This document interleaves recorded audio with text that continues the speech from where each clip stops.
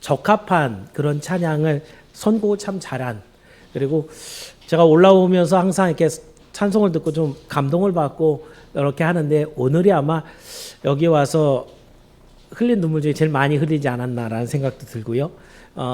또 주의 종으로서 하나님께서 명령하시는 이 북한 선교에 대한 것을 또 뜨겁게 가슴에 새겨보지 못하고 이걸 그저 성경적인 어떤 문자적인 전달로만 하고 있진 않았었는가라고 하는 그런 반성과 함께 또 오늘 준비한 말씀을 여러분과 나누면서 그 뜨거운 하나님의 감정, 저 북한 하나님의 잃어버린 백성들을 향한 우리 하나님의 마음, 그 소망을 여러분과 함께 나누어 보기를 주의 이름으로 축원합니다. 자, 10월 달에 5주간이 있다 보니까 우리가 5가지 비전을 한 주에 한 가지씩 나누고 있는데요. 오늘 이제 마지막인 북한 선교의 비전을 여러분과 함께 나눕니다. 이것은 이제 선양교회에게 주신 사명인데요. 이것이 이제 얼만큼 크게 지금 확장이 되고 있는가를 여러분이 좀 기억하실 필요가 있습니다. 우리 원로 목사님이 이제 은퇴하시기 전에 한 5년 정도 전부터였죠. 그래서 저는 몰랐어요. 저는 북한 선교에 대한 비전이 없는 사람이었습니다. 근데 처음에 이제 원로 목사님을 2019년도였나요? 20년도였나요? 그때 만나서 처음 후임으로 와달라라는 요청을 하면서 이유를 물었어요, 제가. 그랬더니 그 이유가 뭐였냐면, 내가 북한 선교를 해야 되는데 네가 와야 이게 연결이 된다라는 얘기를 하셨어요. 그때부터 이제 북한 선교에 대한 이야기를 이제 심도 있게 나누었습니다. 그 사이에 무슨 일이 있었냐면, 우리 선양교에서 시작된 작은 북한 선교의 이 물결이 이제 강원노회로 넘어갑니다. 강원노회 안에 가장 먼저 북한 선교 특별위원회가 구성이 됩니다. 물론 이제 우리 원로 목사님 주도했죠. 노회장일 때부터 강조를 하시면서 현재도 있습니다. 특별위원회 같은 경우는 목사가 이제 보통 상비부가 있으면 3년 되면 바뀌고는 하는데 안 바뀝니다. 왜냐하면 전문성이 필요하고 그 다음에 그것에 대한 일들이 계속 유지가 돼야 되기 때문에 보통 한 7년 이상 이렇게 지속되는 걸로 정해놨어요. 제가 지금 북한선교위원회 들어 지금 3년째 일을 하고 있는데, 이 북한선교위원회가 강원로에 있는 30여 교회에게 북한선교에 대한 것을 계속 홍보하고 1년에 한번 세미나 하면서 그것에 대한 저변을 마련해 가고 있는데, 급기야는 이제 제가 여기에 부임하기 바로 전전연회에 이 북한선교위원회에서 강원노회에서 총회, 즉 강원노회가 모든 노회 중에 제일 작거든요. 진짜 강원노회보다 3배 정도 큰 노회도 많아요. 그런데 그런 노회가 30여 개가 있습니다. 그게 총회예요. 강원노회만한 그런 노회들이 30개, 전체 총회에 강원노회 이름으로 그 총회에다가 의견을 올립니다. 우리 교단이 북한 선교를 하십시다 라고 해서 그게 총회에서 받아들여집니다. 그리고 현재 총회 통일선교원이 구성이 되고 초대 원장으로 이제 정종기 목사님이 이제 위원장이 돼서 이것을 하고 있죠. 참 이게 지금 현재 이 일이 만들어지고 나서 여러분이 기독교보를 혹시 보시는 분이 있는지 모르지만, 기독교보가 일주일에 한 번씩 주마다 나오는 신문이거든요. 근데 그 신문의 한 페이지는 항상 북한 선교에 대한 얘기가 쫙 써 있습니다. 그러니까 제가 지금 무슨 얘기를 하냐면, 선양교회가 북한 선교 이 사역을 시작을 했는데, 그런데 다른 교단들은 북한 선교를 굉장히 오래 전부터 해왔고 각각의 지교회들도 개별적으로는 했습니다만은, 이것이 하나의 어떤 큰 조직체가 되고 하나님의 일로 변화가 되는데, 강원노회가 있었고 강원노회 안에 선양교회가 있어서, 그리고 우리 원로 목사님이 있어서 이 일이 지금 진행되고 있다는 거예요. 그러니까 지금 여러분들이 생각하고 있는 이 북한 선교라는 것이 어떤 통일이 안 됐잖아요, 그죠? 그렇기 때문에 굉장히 뜬금없는 얘기를 하고 있다라고 얘기할지 모르지만, 통일이 되면 늦은 겁니다. 그때는 북한 선교가 필요가 없어요. 그때는 진짜 개척교회입니다. 북한 선교가 필요한 것은 통일되기 전입니다. 지금 준비 안 해놨다가는 그때 통일됐을 때 우죽순 이단들이 제일 먼저 달려갈 거고요. 우리가 원하지 않는 모습의 교회들이 북한에 잔뜩 생기게 될 것이에요. 자, 그래서 이렇게 우리가 북한 선교를 하고 있는데, 그럼 우리나라 저변은 어떤가? 시간이 지나면서 사람들의 사고가 바뀝니다. 분단된 지 70년이 넘었잖아요. 그죠? 그러면서 젊은이들은 어떤 생각을 하고 있을까? 통일에 대해서. 통일 비용이라는 것 아시죠? 예, 우리가 특별하게 세금을 내진 않지만 이 남한에 써야 되는 돈들이 통일 이후에는 집중적으로 북한에 사용이 되겠죠. 세금이 다 글로 넘어가고 어떻게 보면 세금을 더 많이 내야 될지도 모릅니다. 그랬을 때 젊은 친구들은 무슨 생각하고 있어요? 우리 통일 안 했으면 좋겠다. 지금 현재에서는 주적도 애매해진 상황이죠. 주적이라는 단어가 뭐예요? 우리 진짜 적이 누구냐는 거죠. 그래서 사실 제가 지금 북한 교회사를 논문을 지금 준비하고 있습니다. 여러분들이 얼만큼 많이 북한과 분단되는 상황에 교회사 역사를 알고 계신지 모르지만, 공산당은요, 북한에서는요, 처음부터 미국을 원수로 지정을 해서 지금까지 계속 원수예요. 왜냐하면 6.25 전쟁 때 미군이 돕는 바람에 거의 뭐 다 먹었는데 밀려는 올라갔잖아요. 그죠? 그때부터 계속해서 미 군제주의, 미 제국주의에 대해서 우리의 철천지 원수는 걔네들은 확실하게 미국이에요. 그러니까 그게 안 바뀌어요. 그런데 우리는 공산당하고 대적하고 있는 동안에 때려잡다 김일성, 무찌르자 공산당, 이게 제가 자랐을 때 표였습니다. 그런데 이 주적 개념이 없어졌죠. 그리고 심지어는 우리 주적은 미국이다 라고 주장하는 지경에 이른 게 오늘이에요. 자, 이런 상황에서 통일에 대한 얘기를 하고 있는 겁니다. 저는 지금 좌우 얘기를 하고 있는 게 아닙니다.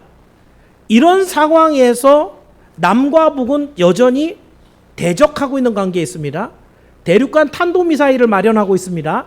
이유는 핵무기를 달아서 대륙간 미국까지 보낸다는 얘기죠. 그래서 지금 계속해서 무슨 미사일 쏘고 그러고 있잖아요. 그죠? 그런데 지금 현재 만들어져 있는 모든 핵무기는 어디를 향하고 있는 거예요? 남한입니다. 제가 6.25 때 여러 가지 전쟁사를 지금 보고 있는데, 미국에서 여러 차례 만졌던 카드가 핵이었어요. 그래서 이것을 떨어뜨리면 금방 끝난다 라고 하는 메가더의 주장에서 다 묵살됐습니다. 왜냐하면 세계정쟁이 일어난다는 거였죠. 결국 중국에다 하나만 뻥 터뜨렸으면 끝났을 전쟁인데, 이게 휴전협정이 되고 결국은 이 군사 협약으로 인해서 이게 각각의 통치로 이제 나눠지는 이런 사태가 됐습니다. 중요한 것은 지금 북한이 만들어 놓은 핵무기는 사실은 남한에게 가장 유효적절한 무기입니다. 전쟁이 일어났을 때. 그렇기 때문에 이러한 통일은, 만약에 통일이 됐다고 한다면 핵무기를 겁낼 필요가 없죠. 왜냐하면 우리가 핵무기 소유국이 될 테니까. 그죠? 우리가 여러 가지 기회비용을 생각한다 하더라도 통일은 우리에게 정말 절실한 시대적인 요청이라는 것이에요. 북한이 핵무기를 만들었을수록 우리는 더 통일을 요구를 해야 된다는 것이죠. 자, 그렇다고 한다면 여러분, 지금까지는 세계 정세를 제가 읽어드렸다고 한다면 이걸 성경적으로 하면 무슨 얘기가 될까? 오늘은 우리가 설교를 듣는 시간이니까 우리가 북한과 관계를 더 깊이 묵상해 볼 필요가 있습니다. 여전히 신앙의 자유가 없는 북한, 우리가 자주 기도하면서 얘기하지만 땅끝까지 이르러 내 증인 되리라 라고 하신 그 말씀 중에 땅끝 중에 땅끝이면 북한을 얘기하는 거죠. 우리 나라에서 지구 반대편이면 저기 브라질하고 아르헨티나인데, 거기는 오히려 선교사가 가기가 쉬워요. 비행기 타고 한 하루만 가면 돼요. 그런데 북한은 못 갑니다. 땅끝이죠. 가서 들어가서 복음을 전할 수가 없습니다. 땅끝이죠. 그래서 땅끝 중에 땅끝이 바로 그 북한인데, 심지어 그 북한에 있는 사람들의 지금 삶의 모습은 어떠냐면, 숨어서 겨우겨우 신앙을 유지하고 있는 사람들이 얼마나 많은지 모른다는 거죠. 그랬을 때 우리가 반드시 구해내야 되는 이웃은 바로 우리 동포인 북한에 있는 우리 동포들이다라는 것들을 여러분 기억하길 바랍니다. 그래서 우리 선양교회에게 명령하신 이 북한 선교는 과연 어떻게 이루어져야 될 것인가? 우리가 통일부도 아니고요, 군대도 안 갖고 있거든요.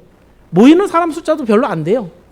그런데 과연 우리는 어떤 모습으로 북한 선교를 해나가야 될 것인가?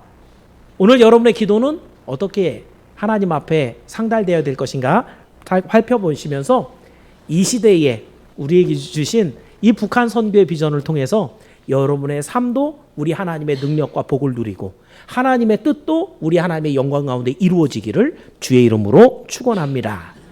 그래서 오늘 말씀의 제목을 불쌍히 여겨, 오늘 본문 중에서 찾아서 이렇게 한 3가지 정도 살펴보면서 비전을 나눕니다. 첫 번째는요, 사랑은 구원의 실천 명령이다라는 것입니다.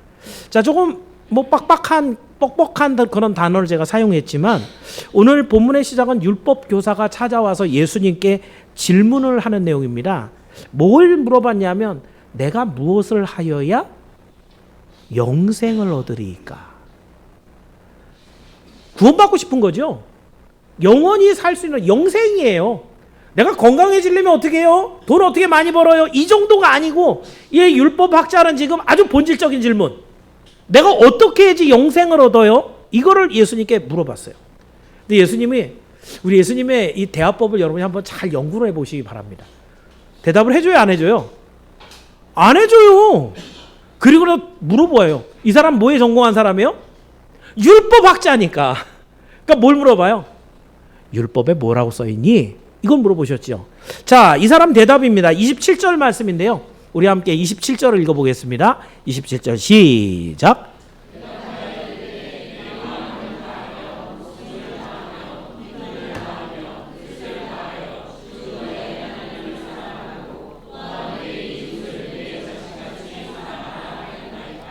앞의 내용은 수단, 이렇게. 그런데 해야 되는 내용은 뭐예요? 2가지. 하나님을 사랑하고 이웃을 사랑하라. 이게 율법이라는 거죠. 율법학자 이 사람은 되게 똑똑한 사람이고 율법을 제대로 배운 사람인 거예요.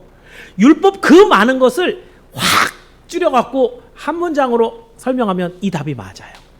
그러니까 예수님이 이 정답을 딱 듣고 나서 뭐라고 하셨는가? 28절 말씀도 한번 읽어볼게요. 28절 시작.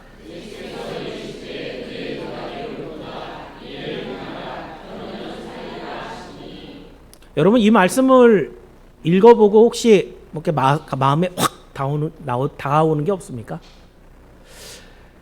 진리는 노출이 되어 있습니다. 사람들이 다 알아요.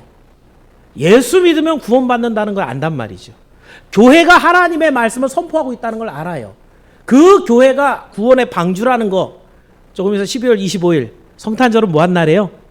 예수님이 인간의 몸을 입고 이 땅에 오신 날. 모르는 분 없죠? 그렇죠? 근데 다 아는데 문제는 뭐예요? 예수님께서 뭐라 그러세요? 너 맞았어. 네가 맞아. 정답이야. 라고 얘기해주고 그리고 하시는 말씀이 뭐예요? 이를 행하라. 그러면 살리라. 여러분 예수님만이 하실 수 있는 말씀이에요. 저도 이 얘기는 제가 살아? 이 말은 못하거든요. 생명의 주인이신 예수님만 하실 수 있는 말씀이에요. 우리 예수님이 그래 그 정답인데 그러니까 그 정답대로 해. 그러면 살아 라고 말씀합니다. 오늘 이 시대에는요, 제가 어제 한 임직식을 갔다 왔거든요. 거기 아주 그냥 젊은 신세대 기라성 같은 주목받고 있는 교단의 목사님들이 순서들을 맡아서 이렇게 말씀을 전하는데 제가 은혜를 되게 많이 받았어요. 진짜 와 그래 맞아 아멘이야 라고 하면서 저 은혜 많이 받고 왔는데 저렇게 그분들이 교회가 커요. 저분들이 저렇게 늘 설교를 할 거잖아요. 듣잖아요. 왜 안 바뀌는 거예요? 도대체 왜 안 바뀌는 거예요? 몰라서 안 하는 게 아니라는 거죠. 하나님의 말씀이 선포됐는데도 불구하고 그 말씀을 믿고 아멘으로 행하지 않으니까 그 믿음이 죄송합니다. 쓰레기가 되는 거예요. 제가 쓰레기라는 표현을 했지만 사실은 예수 안 믿는 사람이 그러면 그러려니 합니다. 그런데 목사가, 장로가, 권사가 예수 믿는 거 아는데 거짓말하고 싸우고 사람들하고 이간질 시키고 이러면 어떻게 돼요? 안 믿는 게 차라리 낫죠. 아는데 안 하면 우리 예수님도 말씀하시기를 알고 행하지 않은 자는 많이 맞을 것이요 모르고 행한 자는 적게 맞을 것이다. 우리 예수님도 그렇게 말씀하셨거든요. 여러분, 이웃사랑은 예수님의 명령입니다. 그런데 이 명령은 추상적이고 이념적인 것으로 끝나서는 절대로 안 된다는 거죠. 이거는 실천 명령이라는 거예요. 진짜 그렇게 하라는 거예요. 네가 만약에 하나님을 사랑하느냐? 안 보이죠. 여러분 마음을 다 뒤집어 봐도 여러분이 하나님을 사랑하는 걸 보여줄 수가 없단 말이에요. 그런데 하나님께서 네가 하나님을 그렇게 마음 다해서 힘 다해서 하나님을 사랑하면 뭘로 보여주라는 거예요? 이웃 사랑으로 보여내라는 거예요. 사실은 이 명령은요 하나예요. 하나님을 사랑하기 때문에 하나님의 말씀을 순종하는 거예요. 하나님의 말씀을 순종하니까 이웃을 사랑하는 거예요. 하나님을 믿는다고 하면서 늘 비방하고 싸우고 거짓말하고 분노하고 하는 것은 실질적으로는 하나님을 안 믿는 겁니다. 오늘 여러분에게 다시 한번 말씀드리는 것, 사랑하라 라고 하는 우리 주님의 말씀은 실천 명령인 것을 기억하길 바랍니다. 오늘날 그래서 성도들을 이렇게 보면 우리 복음성가에서도 받을 사랑만 간구하고 있으니 예수님께 받을 사랑은 그렇게 달라고 하나님 앞에 구하면서 우리가 주님 앞에 받은 사랑의 100만 분의 1도 사람들에게 베풀지 않는 우리의 모습을 볼 때 그것이 정말 믿음을 가지고 있는 사람이냐? 라고 자문해 보라는 거예요. 오늘 여러분의 삶이 정말 남을 위해서 마음이 좀 열리고 나하고 전혀 일면식이 없고 저 사람이 나중에 나한테 밥 한 그릇 사줄 아무런 소망이 없는 사람인데도 사랑할 수 있는 정말 하나님의 사랑으로 사랑하는 여러분이 되기를 주님의 이름으로 축원합니다. 자, 두 번째는요. 강도 만난 그 이웃을 긍휼히 여기라 라고 말씀합니다. 자, 예수님이 정답을 확인하고 나서 율법학자가 정답 맞췄으니까 기분 좋아요, 안 좋아요? 좋지요. 근데 예수님이 뭐라 그러냐면 그럼 가서 행해라. 그러면 산다. 라고 얘기했잖아요. 그러니까 하려고 보니까 또 한 가지 질문이 있죠. 그럼 누가 내 이웃이에요? 이웃을 사랑하라고 했는데 이웃이 누구예요? 라고 물어봤어요. 그랬더니 이제 예수님께서 주신 답변이 이제 선한 사마리아 사람의 비유입니다. 이 사람은 어떤 사람이 이제 예수님의 말씀을 이제 얘기를 시작한 거죠. 어떤 한 사람이 있는데 예루살렘에서 여리고로 내려가다 유대인입니다. 가다가 강도를 만났어요.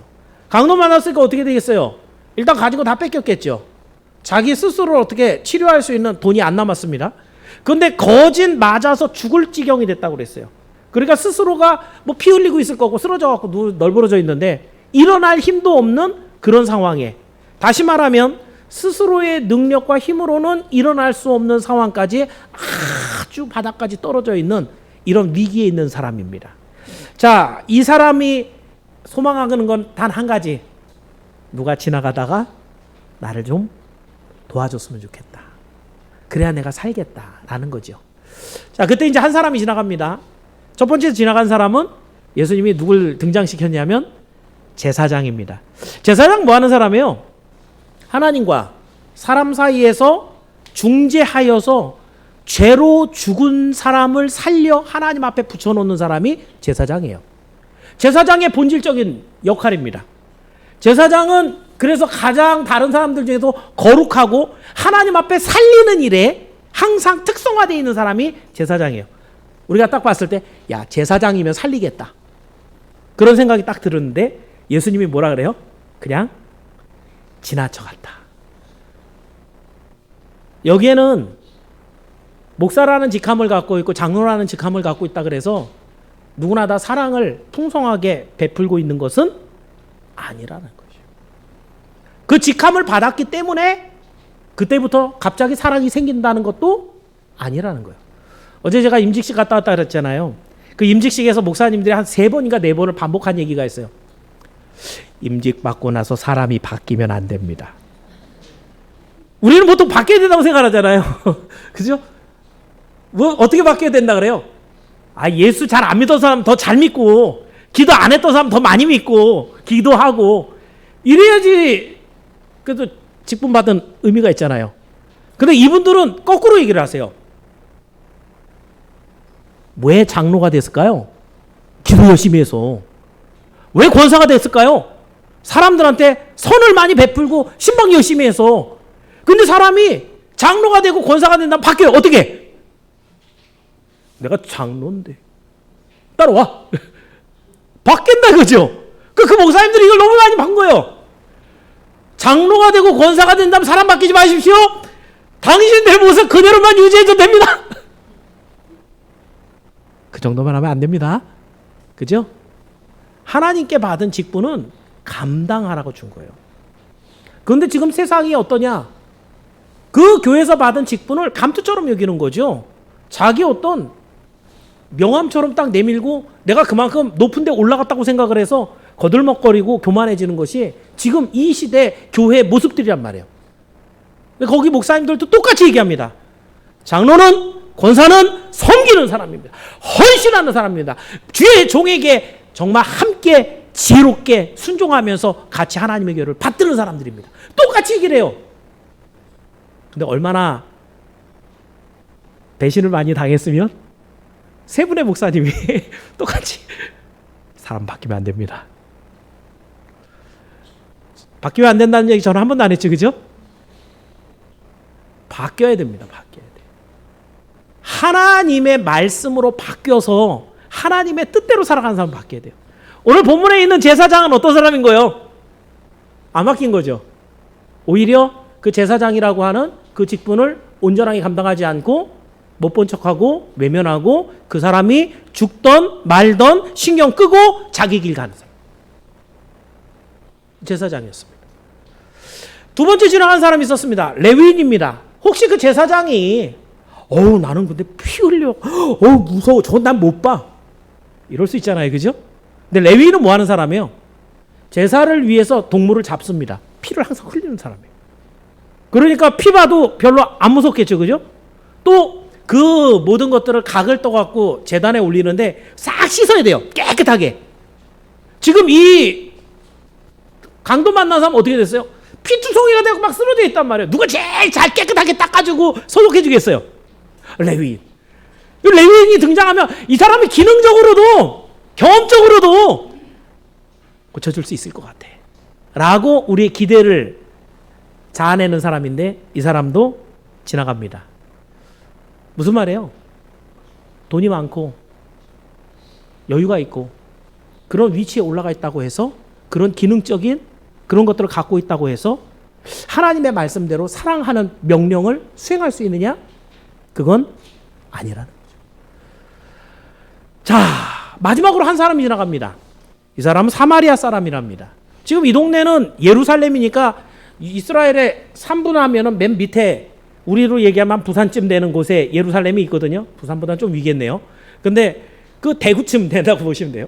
그 동네 사람들이 유대인이고요. 바로 위에 경기도에 해당되는 사람들은 사마리아 사람들입니다. 북한에 해당되는 사람들이 이제 갈릴리 동네의 사람들. 그러니까 유대인들은 이 갈릴리하고요. 밑에 있는 유대도에 있고요. 사마리아 사람들은 개 취급당합니다. 왜요? 유대 역사에 이스라엘 멸망했을 때 혼혈이 됐거든요. 하나님을 믿는 믿음의 그런 자기네 민족으로 취급당하지 못하고 쟤네는 개야 라고 취급하는 그 사람이 바로 사마리아 사람들이었어요. 이 사마리아 사람이 지나가요. 자기 동네도 아닙니다. 이 사람 또 볼지도 안 볼지도 몰라요. 더군다나 이 유대인들은 늘 자기를 향해서 개만도 못하게 취급하는 감정이 쌓여있는 사람이에요. 그런데 놀랍게도 이 사람이 가서 이 사람을 돕습니다. 왜 그랬을까요? 이유가 하나 있었어요. 33절을 한번 읽어볼게요. 자, 여러분 본문 33절 한번 읽어보겠습니다. 33절 시작.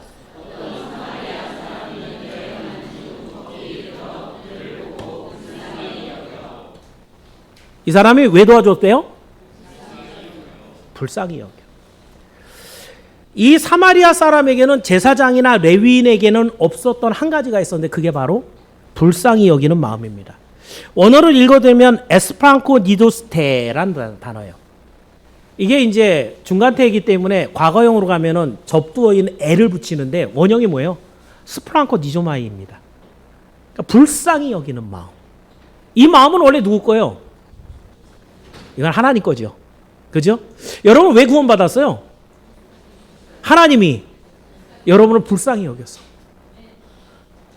우리가 얼굴이 잘생기고요. 뭔가 미래가 촉망되고 가진 게 뭐 있어갖고 하나님 앞에 구원받은 게 아니고요.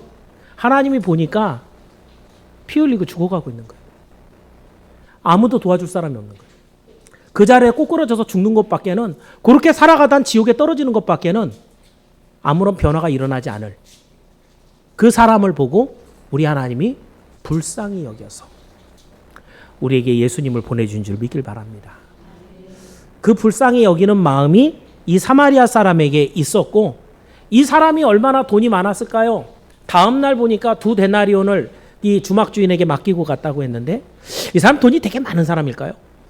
이 사람이 뭐 시간적인 여유가 있어갖고 제사장이나 레위인들은 지금 급하게 막 제사 드리러 가야 되니까 급하니까, 이 사마리아 사람은 시간이 여유가 뭐 널널해갖고 이 사람을 구해주는 걸까요?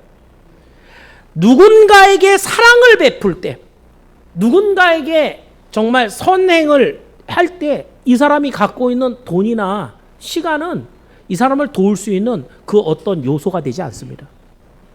유일하게 그 사랑을 실천할 수 있는 요소는 유일하게 한 가지, 뭐예요? 불쌍히 여기는 마음이에요. 오늘 우리에게 이 마음이 있기를 축원합니다. 예수 그리스도께서 우리를 불쌍히 여기신 그 한 가지 때문에 우리가 구원을 얻었다고 한다면, 우리도 마땅히 아직 예수를 믿지 못하고 있는 하나님의 택한 사람들을 향해서 여러분이 불쌍히 여기셔서, 오늘 내가 얼마나 돈을 많이 갖고 있는지, 내가 얼만큼 시간이 있는지, 여유가 되는지, 이것에 관계없이 그 불쌍히 여기는 마음으로 선한 손길을 내는 여러분이 되기를 주의 이름으로 축원합니다. 자, 마지막으로 한 가지만 더 보겠습니다. 그럼 지금 우리가 뭘 보고 있느냐 하면 북한 선교의 비전을 얘기하고 있어요. 그런데 이 북한 선교의 비전이 그러면 왜 이 오늘 본문하고 연결이 되는가? 완전한 통일은 오직 복음밖에 없습니다. 제가 그렇게 대질 써놨는데, 이걸 다시 말하면 진짜 돕는 것은 복음밖에 없습니다라는 거예요. 진짜 선한 일은 복음밖에 없습니다. 이런 얘기입니다. 자, 오늘 본문 37절에 우리 예수님께서 이런 말씀을 하세요. 자, 그 앞에도 살짝 먼저 살펴보면, 제가 이 비유를 얘기하면 안 빠뜨리는 얘기가 36절인데 36절 안 올라왔죠. 그죠? 36절에는 이렇게 돼 있죠. 내 생각에는 사람 중에 누가 강도를 만난 자의 이웃이 되겠느냐 했더니, 이 사람의 대답을 중심으로 해서 한번 37절을 다시 한번 다 같이 읽어볼게요. 37절입니다. 시작.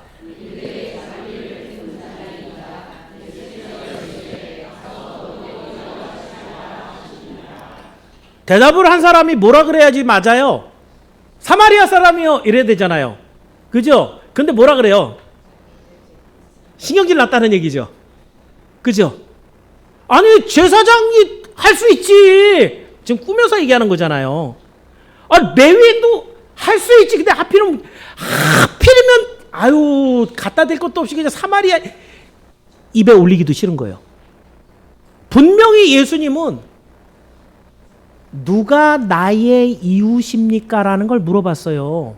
그러면 이 지금 율법학자는 내가 누구에게 사랑을 베풀어야 될까요? 라는 했는데, 예수님은 거꾸로 여기에서 누가 이 사람의 이웃이냐, 강도 만난 사람의 이웃은 누구냐? 제사장이 옆집에 살았을 수도 있겠죠. 예루살렘 사는 사람이니까. 제사장이 아니면 그 레위인이 옆집 사는 사람일 수도 있겠죠. 그러나 옆집 사는 사람이 이웃이 아니라는 얘기예요. 어떤 사람이? 자비를 베푼 사람이 이웃이라는 것이죠.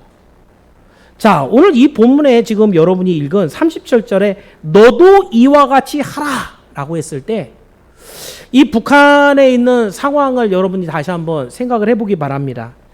북한 정권이 세워졌을 때 이 사람들이 갖고 있었던 첫 번째 이념은 칼 마르크스주의였습니다. 마르크스주의였어요. 공동생산, 공동분배를 통해서 지주들, 프롤레타리아들이 다 일으켜서 부르주아들을 다 없애버리고 그걸 다 몰수해갖고 나눠주는. 근데 제가 문헌을 보니까 몰수한 내용 중에 80% 넘게를 공산당이 국유화하고요. 돌려주긴 돌려줬는데 나눠준 게 한 13% 정도밖에 안 된대요. 그러니까 말은 공동생산, 공동분배인데 처음부터 뭐였다는 거예요? 공산당 독재를 시작한 거예요. 그건 어느 나라나 다 똑같습니다. 공산당은. 그렇게 시작을 하니까 인민들이 어떻게 되겠어요? 점점 배가 곪겠죠. 그래서 여러분 지금 그 북한은 언제부터 이게 되냐면 6.25 전쟁 이후에 그 전쟁에 대한 책임론이 불거졌어요. 맨 처음에 누구 먼저 죽였을까요? 여러분 아실까 모르겠네. 박헌영이라고 합니까? 남노당 총수였던. 원래는 남노당 총수였던 박헌영과 김일성이가 스탈린을 찾아갔었어요. 우리 한국전쟁 하겠다고. 스탈린이 노했어요. 처음에 갔을 때는 김일성이 먼저 갔을 때 노했는데 왜 그러냐면 너네 아직 니네 준비가 안 됐어. 한국전쟁 하면은 분명히 미국 개입하고 그래서 니네가 못 이겨. 두 번째, 그 사이에 무슨 일이 있었냐면 마오쩌둥, 모택동이가 이걸 이렇게 갖고 장개석을 몰아내고 공산 정권을 만들었죠. 어떻게 보면 중국 공산당은 북한 공산당보다 늦게 시작했어요.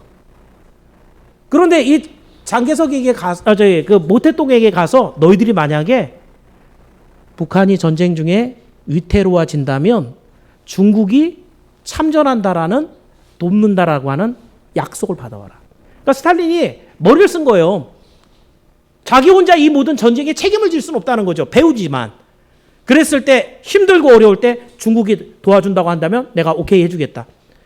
박헌영과 이 김일성이 같이 해갖고 그래서 그 협약을 받아옵니다. 특히 박헌영은 뭐였냐면 남한의 공산당이었거든요. 그때는 공산당과 민주주의하고 그렇게 큰 차이가 없었기 때문에 사람들이 그냥 같이 활동을 했어요. 공산당이.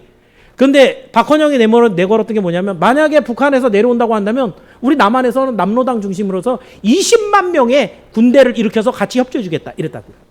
그걸 믿고 이제 김일성이 그럼 되겠다 해갖고 했는데 어떻게 된 거예요? 연합군에 개입을 해갖고 정전이 돼버렸어요. 그랬을 때 책임이 누구한테 돌아가요? 사실은 총수권자였던 김일성이 당해야 되는데 박헌영에게 물었습니다. 네가 20만 명 안 데리고 와서 그래. 다 숙청해서 죽여버렸어요. 그리고 난 다음에 그래도 살아가기가 어렵고 이제 더 이상 소련하고 중국이 잘 안 도와줘요. 먹고 살기 힘들어졌어요. 그러니까 하나로 모으는데 그 모든 핵심 인물을 이제 김일성이 됩니다. 김일성이 종교예요. 김일성의 영생탑이 있습니다. 북한에. 그 영생탑 앞에 가서 절해요. 그 김일성은 이제 죽지도 않는 신호로 만들어버렸어요. 그리고 그 안에 무슨 얘기가 있냐면 김일성의 직계가 그 다음을 이어야 됩니다. 세습을 아예 헌법에 넣어놔버렸어요. 그러니까 우리는 야 세상 유례에도 없는 김일성, 김정일, 김정은 이게 뭐냐? 요즘 나오는 뉴스 보면은 다음 권력은 누가 갖는데요? 김정은의 딸에게 넘어갈 확률이 높다. 왜? 헌법에 그렇게 돼 있어요. 김일성의 직계가 이어진다. 여러분 지금 북한이 갖고 있는 여러 가지 상황, 식량 배급은 끊어진 지가 너무너무 오래돼서 몇십 년 됐습니다. 그나마 북한에 있는 평양에만 이 식량이 조금씩, 왜냐하면 사진 찍어야 되거든요. 평양에는 내보내는데 각자 도생이에요. 나머지는. 북한에 가서 살고 싶다는 사람도 한번 가보세요. 거기는 정말 세상에서 끝에서 두 번째로 잘 사는 나라예요. 먹고 살 게 없어요. 뿐만 아니라 마음대로 도시를 옮겨 다닐 수도 없습니다. 왜요? 통제해야 되거든요. 평양에서 바깥으로 나가는 것도 신고하고 나가야 됩니다. 여러분 혹시 먼데 뭐 다녀오신 일이 있는지 모르지만 어제 저는 여기서부터 저기 경기도 복파까지 갔다가 오고 지난주 중에는 인천 근처까지도 갔다 오고 이랬는데요. 아무한테도 연락 안 하고 가잖아요. 그죠? 만약에 연락하고 다닌다 그러면 야 이거 인권 탄압이야 당장 나오겠죠. 북한은 지금 그렇게 살아요. 왜요? 왔다 갔다 하면서 정보가 교환되고 정권에 대한 반항을 일으킬 것을 두려워해서 철저하게 통제하는 겁니다. 아무나 북한에 그 평양에 들어갈 수가 없어요. 통행증이 있어야 돼요. 자, 이런 때에 가장 중요한 것 뭐가 안 돼요? 예수를 믿을 수가 없어요. 그 길이 완전 막혀 있어요. 이제 제가 조금 더 쓰면은 그 내용도 다음번에 한번 얘기를 하겠지만 지금 북한이 내걸고 있는 교회는 하나같이 다 김일성, 김정일, 김정은의 사진이 교회당에 쫙 붙어 있어요. 교회당에.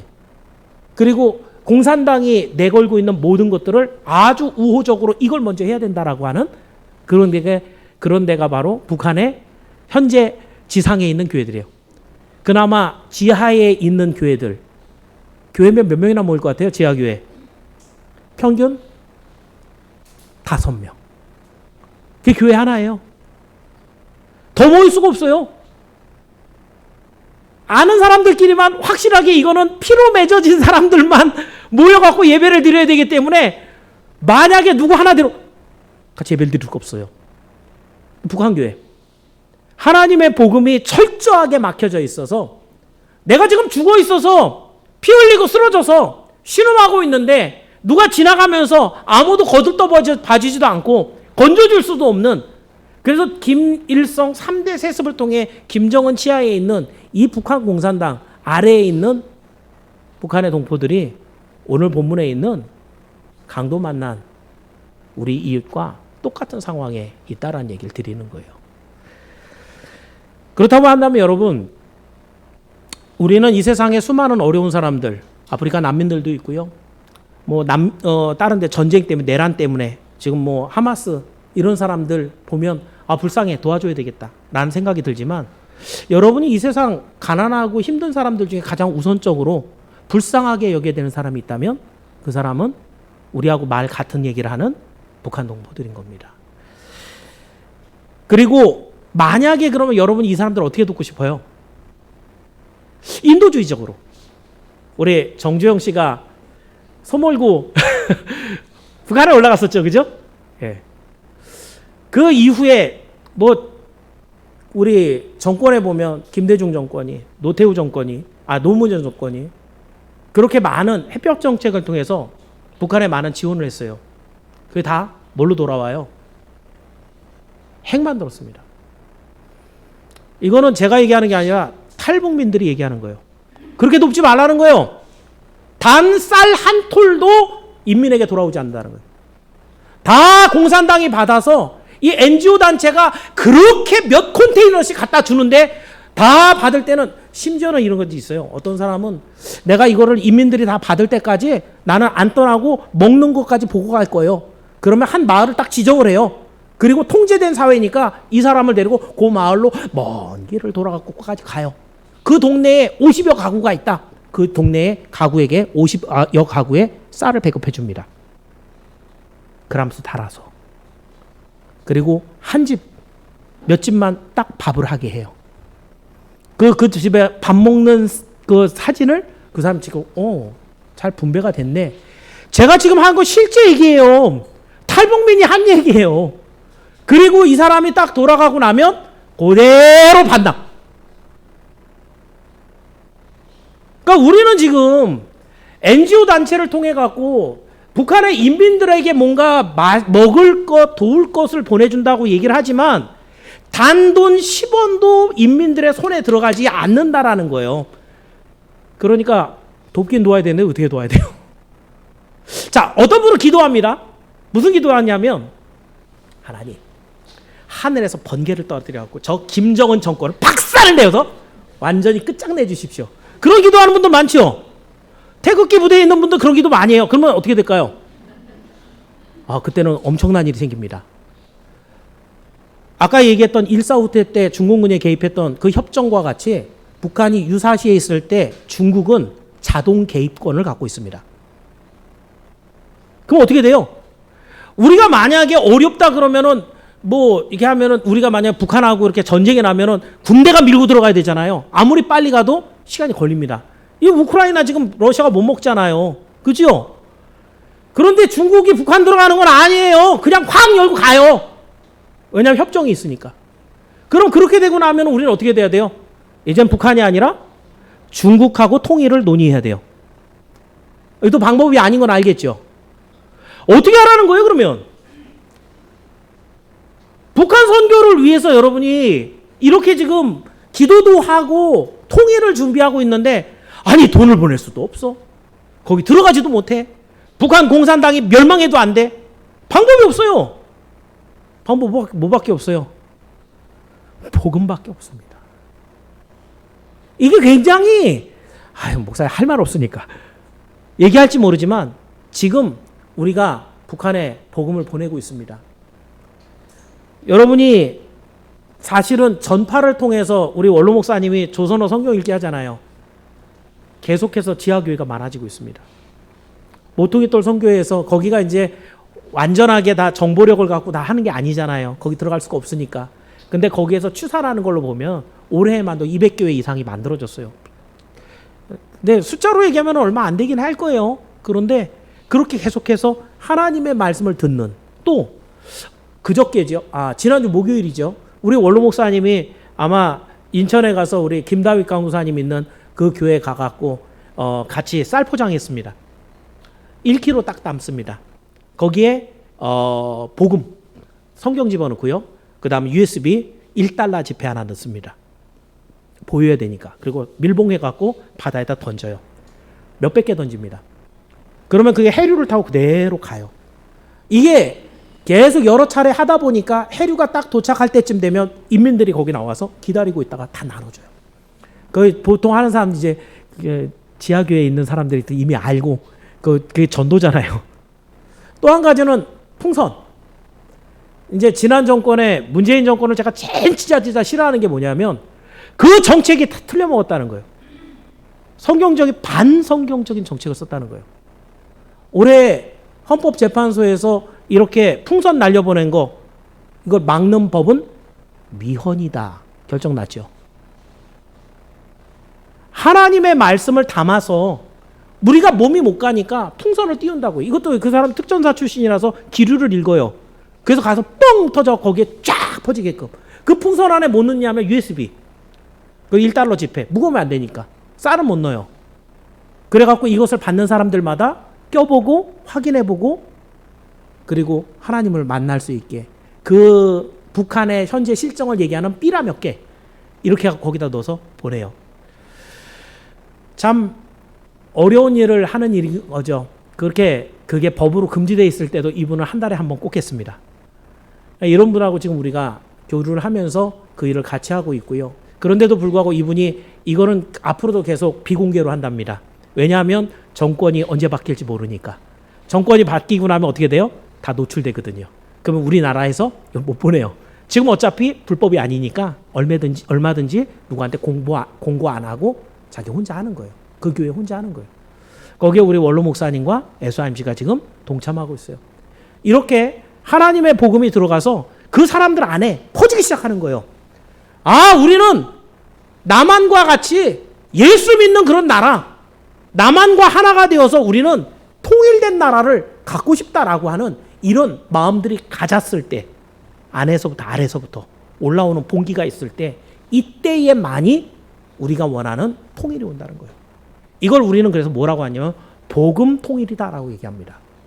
우리가 요구하고 있는 통일은 그래서 이 복음 통일밖에 없어요. 그렇다고 한다면 여러분, 통일이 될 때까지 우리는 뭐 해야 될까요? 기다리고 있으면 될까요? 아까 그랬죠? 기다리고 있으면 늦는 겁니다. 통일되고 나면 이미 끝난 거예요. 이미 준비하고 있는 모든 단체에서 엉뚱한 짓들을 해놓는단 말이죠. 지금 우리가 할 일, 통일이 되었을 때 하나님의 복음을 온전하게 전할 수 있는 설교자들을 많이 양성해야 돼요. 어떤 사람들을? 탈북민들을 하나님의 말씀으로 변화시켜서 설교자로 만드는 이 일. 이게 오늘 우리가 맡고 있는 통일선교 비전 모습이에요. 자, 말씀을 정리합니다. 제가 많이 걸릴 거라고 생각을 했습니다만은 오늘은 선한 사마리아 사람의 비유를 통해서 선양교회가 받은 5번째 비전인 북한 선교의 비전을 여러분과 함께 생각해 봤습니다. 사랑은 하나님의 구원의 실천 명령이라고 했습니다. 머릿속에 있어서는 안 되고 가서 행하라. 그러면 살리라. 이랬습니다. 그리고 강도 만난 자와 같은 이 북한 주민들을 우리는 어떤 마음을 갖고 있어야 된다고요? 긍휼히 여기는, 불쌍히 여기는 마음이 있어야 이 사랑을 실천할 수 있어요. 그렇다고 한다면 우리가 그 긍휼히 여김이 어떻게 사용이 될 것인가? 북한과 복음으로 통일을 이루었을 때 우리 하나님도 기뻐하시는 아름다운 열매를 맺을 수 있다라는 것이죠. 그래서 이제 탈북민들이 우리나라에 들어온 지 이제 3만 명이 훨씬 넘었습니다. 지금 이제 최근에 김정은 정권에서 탈북민들을 아주 대대적으로 지금 뭐 숙청하고 막 이런 작업이 있어서 요즘 들어서 조금 줄었지만 이제 조만간에 뭐 이 사람들이 4만 명, 5만 명이 되면 1000명 중에 하나는 탈북민인 거예요. 우리가 5천만이잖아요, 지금. 그죠? 굉장히 많은 숫자인 거예요. 1000명 중에 하나는 탈북민인 거예요. 자, 이랬을 때 아마도 이제 북한에는 점점 최근에도 뭐 무슨 목선 타고 넘어온 4명이 있었죠. 그죠? 아이까지 할머니까지 해서. 이건 뭐냐면 이미 북한 곳곳에 남한의 모든 정보가 아무리 못 다니게 규제하고 막고 있어도 들어갔다라는 얘기예요. 그리고 생명을 걸고 그 목선을 타고 넘어오는 거예요. 이 사람들이 확실하지가 않은데 그런 짓을 할까요? 계속 시간이 지날수록 정보는 더 많이 이 사람들에게 전달될 것입니다. 그리고 통일의 시간은 점점 빨리 다가오게 됩니다. 우리가 막연하게 통일을 기다리고 있는 것이 아니라 준비한다라는 것이 바로 북한 선교 우리 비전입니다. 그래서 4가지 정도 여러분 살펴볼 건데 여러분 주보를 잠깐 보십시오. 빠르게 읽어보겠습니다. 첫 번째 보면은요, SYMC 운동이 있습니다. 여러분이 매일 하고 있는 우리 새벽 예배마다 하는 1분 기도 운동이고요. 그리고 북한 선교를 돕는 실질적인 방법입니다. 두 번째는 영동국동방송의 1분 기도 운동, 북한 조선어 성경 읽기, 이것을 SYMC가 주도적으로 하고 있습니다. 강원도의 고신총회가 함께 북한 선교를 감당하도록 저변을 넓혀가고 있습니다. 이게 SYMC가 하고 있는 일이에요. SYMC가 그러니까 북한 통일 선교라고 하는 가장 큰 기구가 SYMC입니다. 그럼 그 밑에 산하 조직들이 있어요. 첫 번째는 선양원입니다. 거기선 LM운동, 리빙 무브먼트고요. 지금 탈북한 사람들의 70%는 기독교인이에요. 탈북했는데 70%가 기독교인이에요. 이들을 모아서 복음을 더 순수하게 가르치고 이 중에 소명받은 자를 북한 선교할 설교자를 만들고 이들이 나중에 통일하면 보내면 되지만 그 전까지는요, 탈북자 교회를 만들어줘야 돼요. 탈북민들은 한국 사람들 잘 못 어울려요. 생각하는 게 너무 달라서. 이 탈북민 교회를 만들어주는데 탈북민 교회를 만들어면요, 지들끼리 싸워요.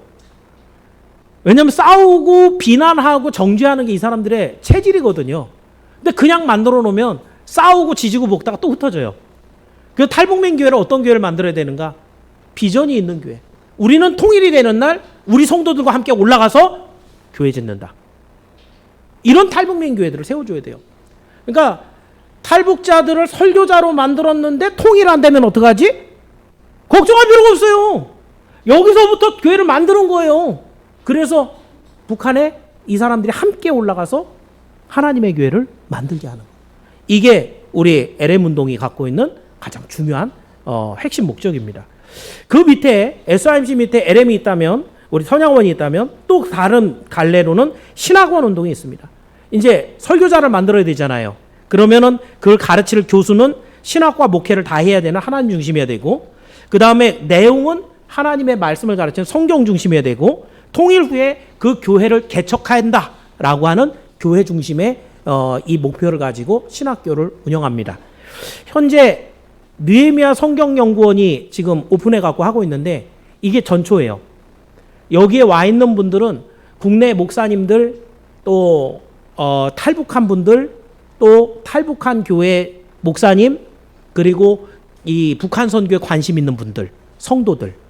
그래서 적을 때는 10여 명, 많을 때는 거의 한 20명가량 이렇게 모여서 같이 공부를 하고 있어요. 지금 공부하는 수준들은 약간은 PhD 정도예요. 박사학위 코스입니다. 그러니까 다들 목사들이기 때문에 수준이 낮진 않아요. 그래서 그걸 가지고 가르치면서 그레이드를 낮춰주면 어떻게 돼요? 신학생들 가르칠 수 있는 신학교는 훨씬 더 쉽게 운영할 수 있겠죠. 그 신학을 위해서 제가 지금 박사학위를 받으려고 논문을 쓰고 있는 중입니다. 자, 그다음 세 번째는 통일선교 신학원 운동이었고요. 그다음 네 번째 마지막이 북한교회 개척운동입니다. 계속해서 통일이 될 때까지 시간이 좀 걸리겠죠. 그렇지만 계속해서 귀를 기울이고 있다가 통일이 됐을 때 우리가 맡고 있는 곳은 강원 북도입니다. 그래서 거기에 제일 중요한 데가 원산, 장전, 그리고 문천에 우리가 교회를 가장 먼저 세우는 거예요. 여기 세 군데가 제일 큰 도시예요. 이 강원도 북쪽에 있는. 그래서 이곳에 우리가 교회를 세울 것이다 라는 것, 그래서 그것에 위해서 기도와 후원을 아끼지 않는 것, 그리고 지금은 쌀을 보내고 풍선을 띄우는 이런 일에 우리가 같이 했으면 좋겠다. 그래서 한 3개월 정도 됐을 겁니다. SIMC에서 거기에 우리 김다윗 강우사님 하는 그 일에 한 달에 20만 원씩 보조를 합니다. SIMC에서. 그래서 같이 가서 노력 봉사도 하고. 이제 만약에 우리가 이제 우리 특별위원회 가운데 통일선교, 북한선교위원회가 있는데 만약 북한선교위원회 자금이 좀 넉넉하게 마련이 된다면 우리 교회 이름으로도 사실은 거기에 동참하는 것도 저는 나쁘지 않겠다라는 생각을 해봅니다.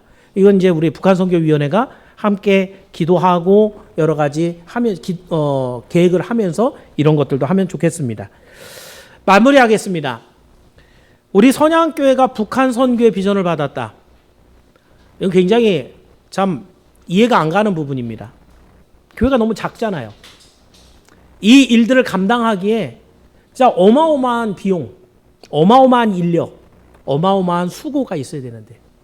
근데 이 작은 교회가, 우리 교회가 작다고 제가 비하하는 게 아니고요. 2,000명이 되는 교회도요. 올해부터는 우리가 북한 선교 그만해야 될까 봐요. 이런 얘기를 하고 있어요. 현재. 우리 200명도 안 되잖아요. 그죠? 그런데 이런 비전을 우리 하나님 왜 주셨을까? 목사는 여기에서 질문을 던져야 됩니다. 왜 주셨을까? 하나님이 하라고 주신 거겠죠. 그죠? 어떻게 할까? 하나님이 하셔야죠. 뭐. 이런 거 갖고 어떻게 해요? 결론 뭐예요? 하나님이 우리 교회에 복 주실 계획이 있다는 거예요. 하나님이 우리 교회를 부흥 안 시켜주시면 일은 못합니다. 이 믿음이 있어야 여러분이 지금 우리가 함께 나가는 이 북한 선교를 해나갈 수 있어요. 아마도 원로 목사님이 저를 선택한 것 중에 하나가 제가 좀 이런 면이 있어요. 좀 막 갑니다. 막 나갑니다. 아니 하나님이 시키셨으면 하나님이 하셔야 되는데 우리가 갖고 있는 힘과 능력 갖고는 도무지 할 수가 없으니까 어떻게 해야 돼요?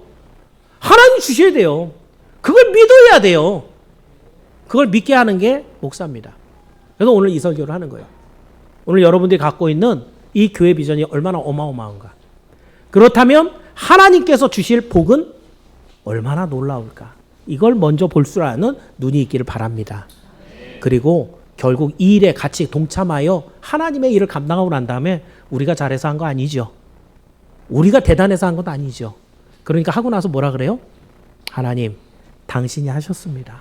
이 고백이 우리 입술에서 반드시 나올 수밖에 없습니다. 이렇게 북한 선교의 일들을 감당하다가 정말 통일되었을 때 그 북한 땅에 하나님의 교회를 세워서 북한 땅 끝까지 하나님 나라가 이루어지는 것을 보다가 우리 하나님께 돌아가는 우리 모두가 되기를 주의 이름으로 축원합니다. 기도하겠습니다.